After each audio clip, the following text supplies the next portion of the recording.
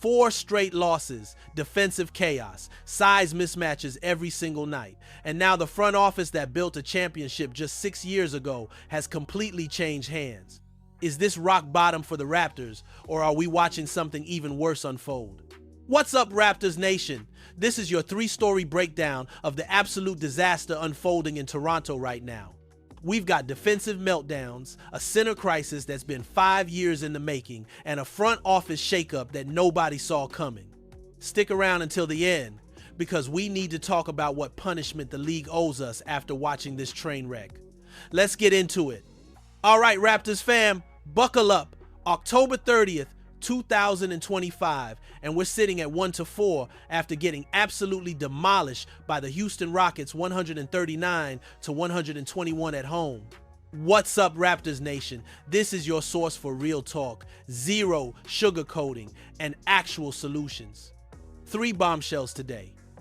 First, the defensive collapse against Houston that perfectly captures everything wrong with this team.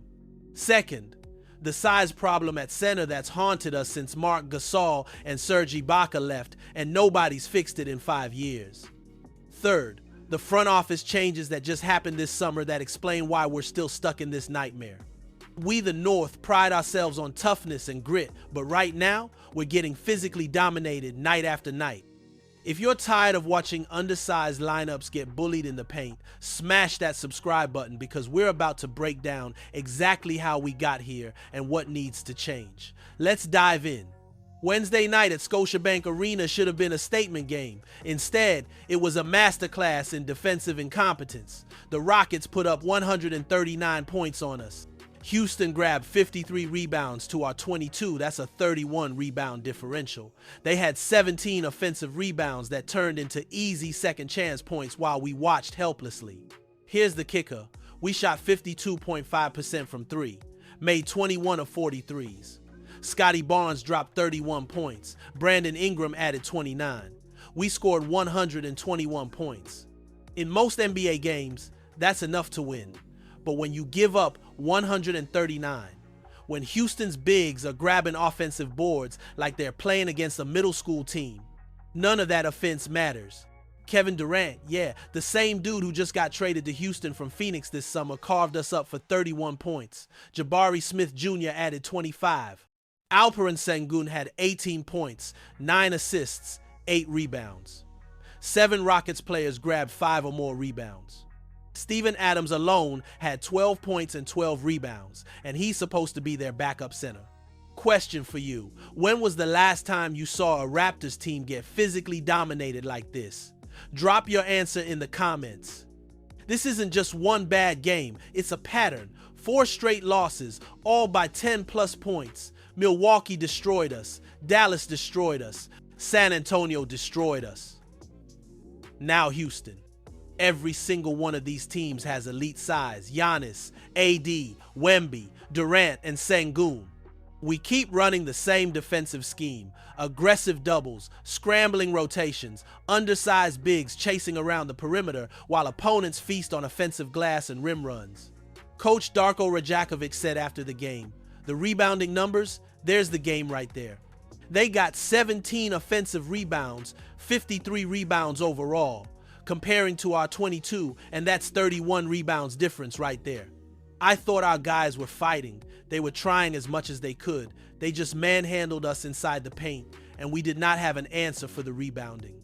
Here's where it gets ugly. Jakob Poeltl, our only true 7-footer, our best rebounder, missed the Rockets game with lower back tightness. He's been dealing with this since preseason.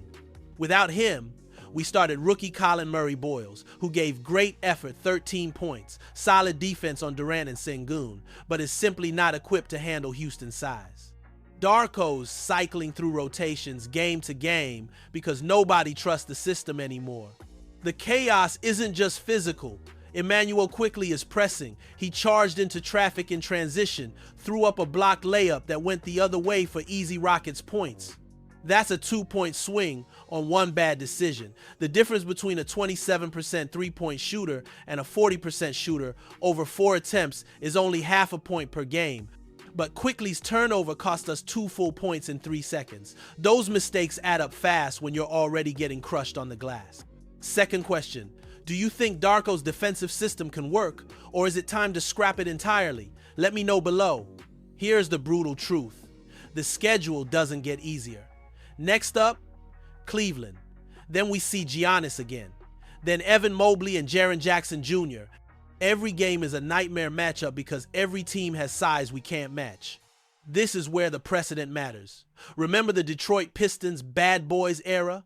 They built an identity on physicality and rebounding. They weren't the most talented team, but they controlled the paint and finished defensive possessions. That's what winning teams do.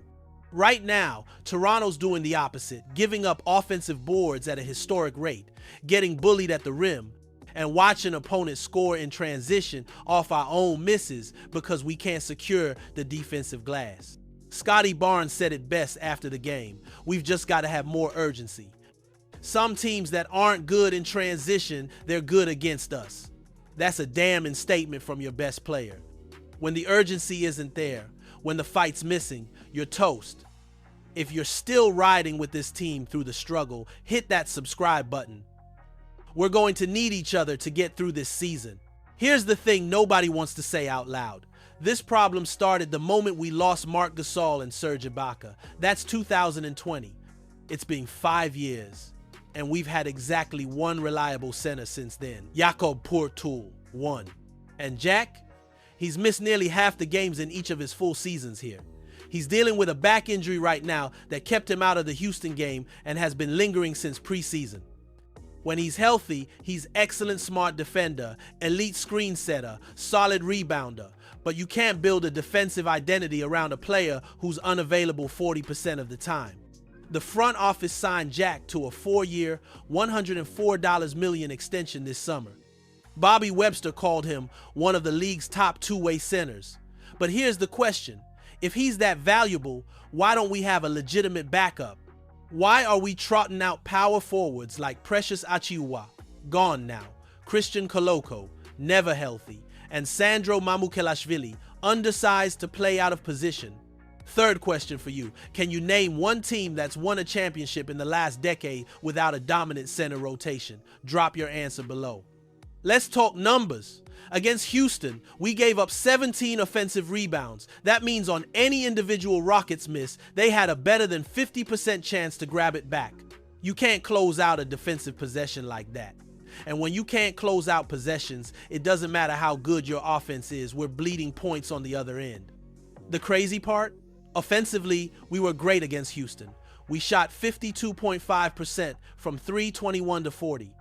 Ingram was automatic from mid-range, his footwork, extension, body control, pure art. But when Steven Adams, Houston's backup center, grabs 12 boards and scores 12 points while eating our front court alive, all that offensive brilliance is wasted. Look at the rebounding disparity. Toronto had only 22 total rebounds. Houston had 53. That's not a typo. They out-rebounded us by 31 boards. Houston had 17 offensive rebounds compared to our 4 defensive rebounds in some quarters. You literally cannot win basketball games with those numbers.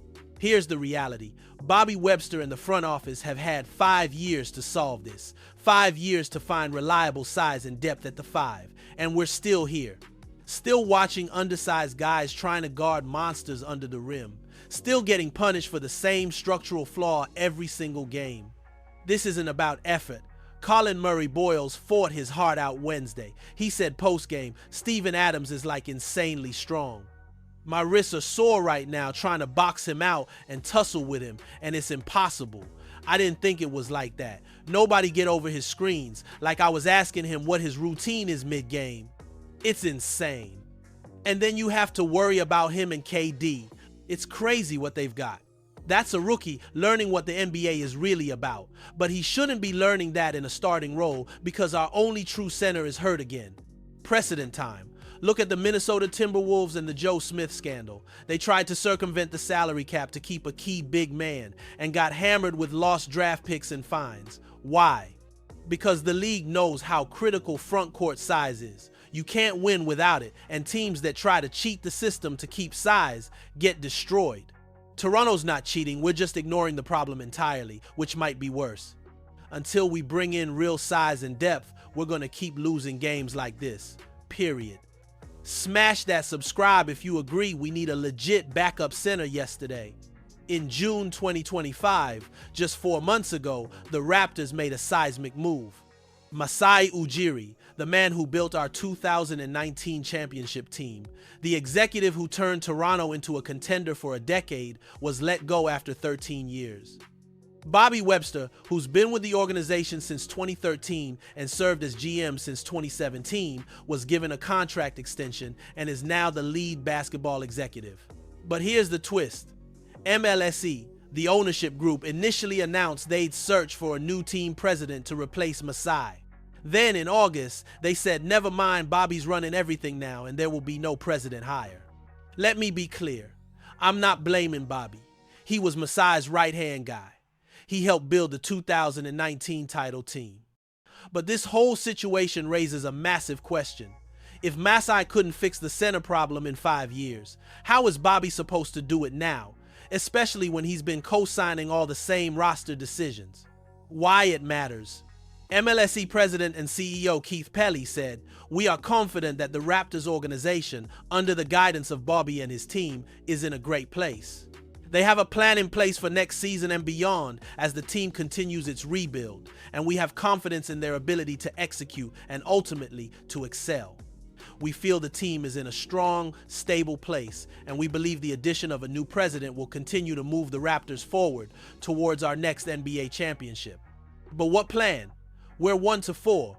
We're getting destroyed on the glass. We've had the same glaring weakness at center since 2020, and it's only gotten worse.